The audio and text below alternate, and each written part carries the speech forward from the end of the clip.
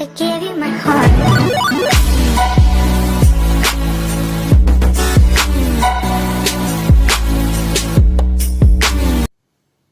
Hello friends, मेरा नाम है विवेक और आप देख रहे हैं केमिस्ट्री विद विव, जिसमें हमारा आज का टॉपिक है रिएक्शन मैकेनिज्म। तो आइए बढ़ते हैं अपने पहले सवाल की तरफ। The increasing order of the boiling point of the major product ABC of the following reactions will be. तो हमारे पास सबसे पहले कुछ रिएक्शंस दी हुई हैं जिनकी हमें मेजर प्रोडक्ट प्रिडिक्ट करने हैं और उसके बाद उनको अरेंज करना है on the basis of their boiling point. तो आइए देखते हैं पहले रिएक्शन को। तो हमारे पास यहाँ पर एक अल्कीन दी हुई है जिसका रिएक्शन हम HBr से करवा रहे हैं इन प्रेजेंस ऑफ परऑक्साइड। तो हम जानते हैं कि जब हमारे पास परऑक्साइड जैसी स्पीसीज रिएक्शन में इन्वॉल्व होती है तो हमारे पास फ्री रेडिकल मैकेनिज्म होता है और हम जानते हैं कि यहाँ पर हमारे पास एंटी मार्कोनिकॉफ रूल फॉलो होगा,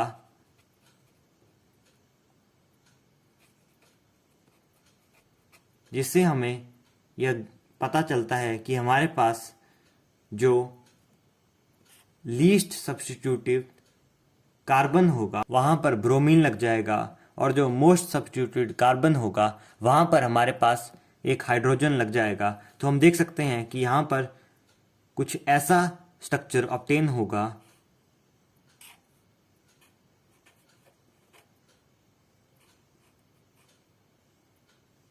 यहाँ पर हमने ऐसा प्रोडक्ट इसलिए बनाया क्योंकि हम जानते हैं कि ये वाला कार्बन सब्स्टिट्यूटेड ज़्यादा है क्योंकि इसके आसपास एक हाइड्रोजन है, एक ये पूरा ग्रुप है, एक ये पूरा ग्रुप है, बल्कि ये वाला जो कार्बन है वो सबसे कम सब्स्टिट्यूटेड है क्योंकि यहाँ पर 2 हाइड्रोजन अटैच है और बाकी ये चेन अटैच्ड है।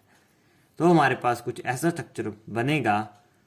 तो यदि हम दूसरे रिएक्शन की बात करें तो हमारे पास सिंपली HBr के साथ रिएक्शन है, यानी कि हमारे पास मार्कोनिकॉफ रूल फॉलो होगा जहाँ पर हमारे पास कार्बोकटाइन की फॉर्मेशन होगी और हमारे पास यहाँ पर ब्रोमीन अटैच हो जाएगा क्योंकि हम जानते हैं कि मार्कोनिकॉफ रूल कहता है कि जो नेगेटिव चार्ज होता है वह उस कार्बन पे जाता है जो सबसे ज़्यादा सब्स्टिट्यूटेड होता है। तो यहाँ पर जो नेगेटिव चार्ज है वो Br नेगेटिव है जो कि सबसे ज़्यादा सब्स्टिट्यूटेड कार्बन यानी कि इस कार्बन पे जाता है। यदि हम इस रिएक्शन की बात करें तो यहाँ पर हमारे पास एक नॉर्मल अल्कीन है जिसका रिएक्शन हम HBr के साथ करवा रहे हैं, यानी कि मार्कोनिकॉफ रूल फॉलो होगा। तो हम देख सकते हैं कि यदि हम पाई बॉन्ड को इधर शिफ्ट करवाते हैं तो यहाँ पर पॉजिटिव चार्ज इधर आएगा, यदि हम पाई बॉन्ड को इधर शिफ्ट करवाते हैं तो पॉजिटिव चार्ज इधर आएगा और दोनों ही पोजीशन आइडेंटिकल हैं। तो हमारे पास कुछ ऐसा स्ट्रक्चर ऑब्टेन हो जाएगा। जब हम पाई बॉन्ड को शिफ्ट करवाएंगे तो हमारे पास मान लीजिए पॉजिटिव चार्ज की फॉर्मेशन होती है, तो ये वाला जो नेगेटिव चार्ज है यहाँ पर हाइड्रोजन अटैक कर देगा और हमारे पास पॉजिटिव चार्ज की फॉर्मेशन यहाँ पर हुई है तो Br यहाँ पर अटैक करेगा और यहाँ पर Br लग जाएगा। फिर हम इन्हें जो हमारे पास ABC ऑब्टेन हुए इन्हें हमें अरेंज करना है in the order of their boiling point. तो हम देख सकते हैं कि हमारे पास जब ब्रांचिंग बढ़ जाती है, as branching increases boiling point decreases, because हम जानते हैं कि ब्रांचिंग इंक्रीज होने से सरफेस एरिया डिक्रीज होता है जिसकी वजह से attraction of one molecule from other decreases. तो हम देख सकते हैं कि सबसे ज़्यादा जो बॉइलिंग पॉइंट होगा वो उसका होगा जिसमें ब्रांचिंग सबसे कम होगी, यानी कि हमारे पास जो A स्ट्रक्चर है उसका बॉइलिंग पॉइंट सबसे ज़्यादा होगा क्योंकि ये एक लीनियर चेन है। ये हमारे पास लीनियर चेन है 1 2 3 4 कार्बन्स की, जहाँ पर हमारे पास टर्मिनल पोजीशन पे Br है, यानी कि एक लीनियर है, यानी कि इसका सबसे ज़्यादा होगा बॉइलिंग पॉइंट। यदि हम इसकी बात करें तो B का सबसे कम होगा क्योंकि इसमें सबसे ज़्यादा ब्रांचिंग है और C का इंटरमीडिएट होगा क्योंकि इसमें भले ही लीनियर चेन है लेकिन हमारे पास जो ब्रोमीन अटैच्ड है वो नंबर 2 पोजीशन पे है ना कि नंबर 1 पोजीशन पे, यानी कि इसमें जो ब्रांचिंग है वो ज़्यादा है एज कम्पेयर टू A। तो हमारे पास जो आंसर होगा वो होगा ऑप्शन नंबर C। तो गाइस बढ़ते हैं ज़िंदगी में थोड़ा सा आगे। The major product of the following reaction sequence. तो हमारे पास एक अल्काइन दी हुई है जिसका पहले स्टेप में हम रिएक्शन LiNH2 के साथ करवा रहे हैं। तो हम देख सकते हैं ये एक बेस है और बेस का काम होता है सबसे एसिडिक हाइड्रोजन को कैप्चर करना। तो हम देख सकते हैं ये वाली हाइड्रोजन एसिडिक है due to the presence of this sp hybridised carbon atoms. So हम यहाँ पर देख सकते हैं कि ये वाला जो बेस है ये यहाँ से हाइड्रोजन निकाल लेगा और हमारे पास कुछ ऐसी स्पीसीज बनेगी C नेगेटिव, सिंस हाइड्रोजन यहाँ पर H पॉजिटिव की फॉर्म में बाहर गई है। सेकंड स्टेप में हमने इसका रिएक्शन कुछ ऐसी स्पीसी से करवाया हुआ है। तो हम यहाँ पर देख सकते हैं कि इस वाले कार्बन पे पार्शियल पॉजिटिव चार्ज है और इस वाले ब्रोमीन पे पार्शियल नेगेटिव चार्ज है, क्योंकि ब्रोमीन की इलेक्ट्रोनेगेटिविटी ज़्यादा होती है एज़ कम्पेयर टू कार्बन। सो जिंदगी में माइनस को चाहिए प्लस, इसलिए ये वाला नेगेटिव चार्ज इधर अटैक करेगा और ब्रोमीन गुड लिविंग ग्रुप की तरफ बाहर चला जाएगा। तो हमारे पास कुछ ऐसी स्पीसीज ऑब्टेन होगी CH, CH3, CH3, C, CH3, H, single bond C, triple bond CH। उसके बाद नेक्स्ट स्टेप में हमने सिंपल सी हाइड्रेशन रिएक्शन करवाई हुई है। मैं इस रिएक्शन के मैकेनिज्म में नहीं जाऊंगा, बट सिंपली हम यहाँ पर देख सकते हैं कि ये पाई बॉन्ड यहाँ से शिफ्ट होगी और यहाँ पर पॉजिटिव चार्ज की फॉर्मेशन होगी, बल्कि एक्चुअल मैकेनिज्म में हमारे पास Hg यहाँ पर अटैच हो जाता है।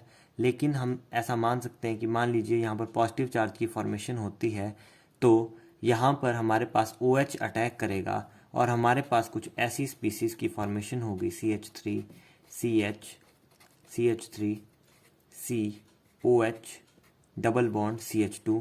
तो हम यहाँ पर देख सकते हैं कि ऑक्सीजन के पास लोन पेयर है जो कि यहाँ पर रेजोनेंस में आएगा और ये बॉन्ड इधर शिफ्ट होगी और यहाँ पर हाइड्रोजन अटैच हो जाएगा। तो हमारे पास कुछ ऐसा स्ट्रक्चर बनेगा finally CH3CH, CH3C, double bond O, CH3। Next step में हम देख सकते हैं कि हमने NaBH4 के साथ रिएक्शन करवाई हुई है जो इस कीटोन को रिड्यूस कर देगा अल्कोहल में। तो CH3, CH, CH3, CH, CH3, CH2, CH, OH, CH3। सो हम देख सकते हैं हमारे पास कुछ ऐसा स्ट्रक्चर ऑब्टेन हो गया है। यदि हम नेक्स्ट रिएजेंट की बात करें तो हमने कॉन्सेंट्रेटेड H2SO4 के साथ रिएक्शन करवाई हुई है।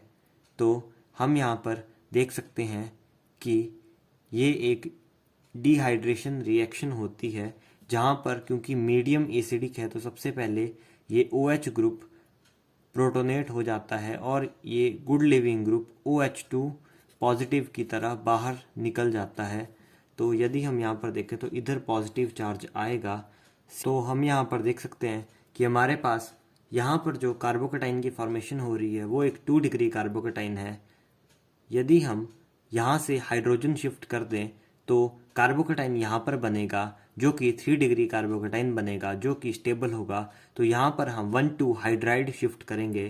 तो जब हम यहाँ से रीअरेंजमेंट कर रहे हैं तो हमारे पास कुछ ऐसा स्ट्रक्चर ऑब्टेन होगा C पॉजिटिव CH3, क्योंकि यहाँ की हाइड्रोजन इधर शिफ्ट हो गई है CH2 CH3।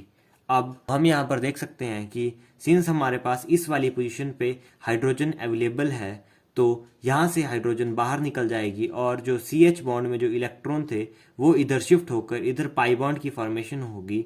हमने पाई बॉन्ड इधर इसलिए बनाया क्योंकि यहाँ पर जब पाई बॉन्ड बनेगा तो जो अल्कीन बनेगी वो सबसे ज़्यादा अल्काइलेटेड बनेगी, यानी कि उसके आसपास सब्स्टिट्यूशन काफ़ी ज़्यादा है। बल्कि यदि हम यहाँ पर पाई बॉन्ड बनाते हैं तो हमारे पास सब्स्टिट्यूशन उतनी ज़्यादा नहीं आएगी।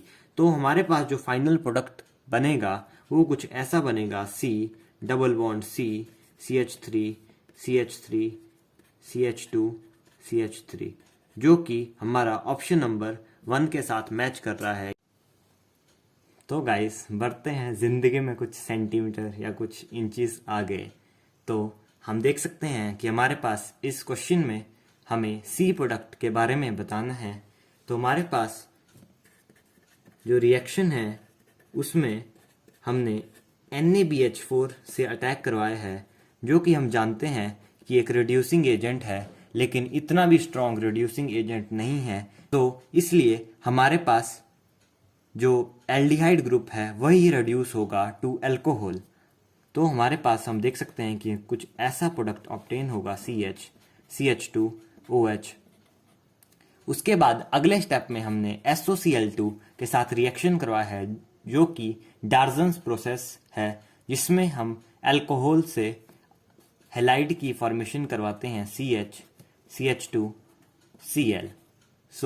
यदि हम आगे देखें तो हमारे पास ए प्रोडक्ट कुछ ऐसा ऑब्टेन हुआ है और यहाँ पर हमने सिंपल सी फ्रीडल क्राफ्ट अल्काइलेशन रिएक्शन करवाई है, जिसमें हम देख सकते हैं कि AlCl3 हमने लिया हुआ है जो कि इस क्लोरीन को एक्सेप्ट करेगा और AlCl4 की फॉर्मेशन करवाएगा, जिसकी वजह से हमारे पास यहाँ पर पॉजिटिव चार्ज की फॉर्मेशन होगी, क्योंकि Cl यहाँ से बाहर गया है एज ए लिविंग ग्रुप।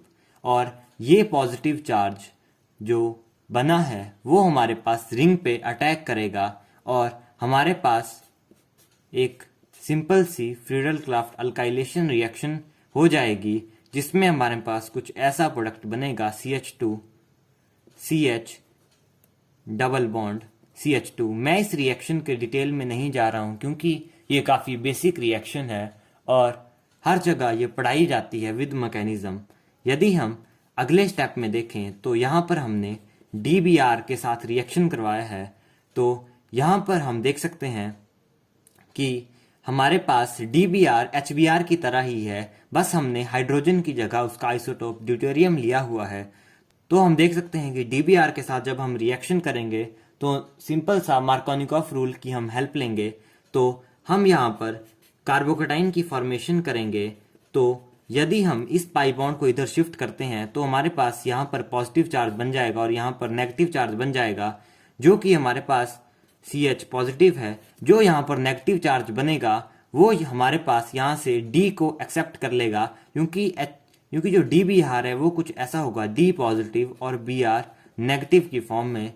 तो CH पॉजिटिव तो CH2D आ जाएगा। सिंस हम जानते हैं कि यदि हम यहाँ पर हाइड्रोजन शिफ्ट करवा दें और यहाँ पर कार्बोकेटाइन की फॉर्मेशन करवाएं, जिसे हम रीअरेंजमेंट बोलते हैं बाय 1,2 हाइड्राइड शिफ्ट, तो हम देख सकते हैं कि यहाँ पर जो कार्बोकेटाइन बनेगा वो एक रेजोनेंस स्टेबलाइज्ड कार्बोकेटाइन होगा, जिसमें हमारे पास एक्स्ट्रा स्टेबिलिटी होगी, जिसकी वजह से यहाँ पर Br अटैक करेगा और हमारे पास कुछ ऐसा प्रोडक्ट फाइनल प्रोडक्ट ऑब्टेन होगा। यहाँ पर CH2 यहाँ पर D और यहाँ पर Br, जो कि हमारा आंसर है, जो कि हमारा ऑप्शन नंबर 3 में गिवन है।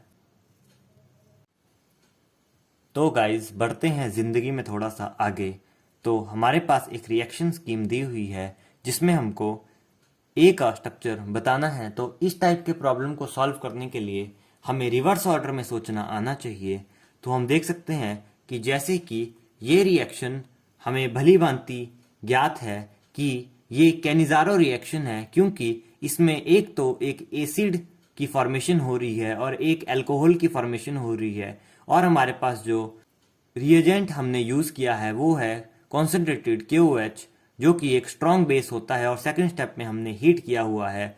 तो यानी कि ये निश्चय ही हमारे पास एक कैनिज़ारो रिएक्शन है, और हम जानते हैं कि कैनिज़ारो रिएक्शन वही कंपाउंड शो करते हैं जिनके पास अल्फा हाइड्रोजन नहीं होती है। और हम देख सकते हैं कि यहाँ पर बेंजीन रिंग तो प्रेजेंट ही है, और अब हमें देखना है कि हम यहाँ पर कौन सा ग्रुप लगाएं ताकि हमारे पास कार्बोक्सिलिक एसिड बने, जो कि बेंजोइक एसिड का सॉल्ट है इस वक्त। क्योंकि हमारे पास जो मीडियम था वो बेसिक था, तो हमारे पास एसिड एक्ट नहीं करेगा, तो उसका सॉल्ट एग्जिस्ट किया है, तो हमारे पास सिर्फ एक ही कार्बन होना चाहिए। और सिंस ये रिएक्शन सिर्फ कार्बोनिल कंपाउंड्स में पॉसिबल होती है, तो हमारे पास ये जो C होगा वो पक्का बेंजल डिहाइड ही होगा, क्योंकि जब हम इसकी रिएक्शन करवाएंगे तो एक तो हमें एक बेंजाइल अल्कोहल बनेगा और एक हमारे पास बेंजोइक एसिड का सॉल्ट बनेगा। तो हमने C का स्ट्रक्चर फाइंड आउट कर लिया है।